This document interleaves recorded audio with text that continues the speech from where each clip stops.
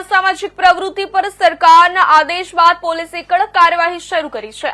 બનાસકાંઠામાં પાલનપુર અને ડીસા સહિત શહેરોમાં અસામાજિક તત્વો પર અને અસામાજિક પ્રવૃત્તિઓ પર અંકુશ માટે પોલીસે સ્પેશિયલ ડ્રાઈવ શરૂ કરી છે। જોકે રાજસ્થાન અને ગુજરાતને જોડતી બોર્ડર ઉપર પણ પોલીસની સ્પેશિયલ ડ્રાઈવ છે। સંવેદનશીલ ગણાતી અમીરગઢ બોર્ડર પર જિલ્લા પોલીસ વડા સહિત એએસપી, ડીવાયએસપી, પીએલસીબી, એસઓજીની ટીમોએ ચેકિંગ હાથ ધરી હતી। કોઈ નશો કરીને ન જાય, નશાકારક પદાર્થો સાથે લઈને ન જાય, ઘાતક હથિયારો ઘુસાડવામાં ન આવે અને માદક દ્રવ્યો પણ ગુજરાતમાં ન પ્રવેશે તે હેતુથી અમીરગઢ બોર્ડર પર પોલીસનું સઘન ચેકિંગ છે। બોર્ડર પર ડોગ સાથે બ્રેથ એનાલાઇઝર દ્વારા પણ ચેકિંગ થઈ રહ્યું છે।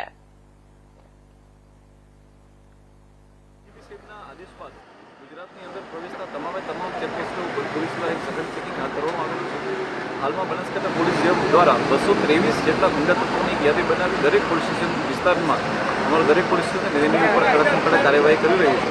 પરંતુ ગુજરાત અને રાજસ્થાનને જોડતી બોર્ડર ખાસ કરીને બનાસકાંઠા જિલ્લામાં 285 કિલોમીટર જેટલી લાંબી હોય અને ઘણી મહત્વની ચેકપોસ્ટો અહીંયા આવેલી હોય દરેક ચેકપોસ્ટ ઉપર અમારા એલસીબી અને એસઓજીના સ્ટાફ મૂકવામાં આવેલા છે। આ ઉપરાંત દરેક ડીવાયએસપી પણ હાજર રહી અને આ વસ્તુનું ચેક કરાવી રહ્યા છે।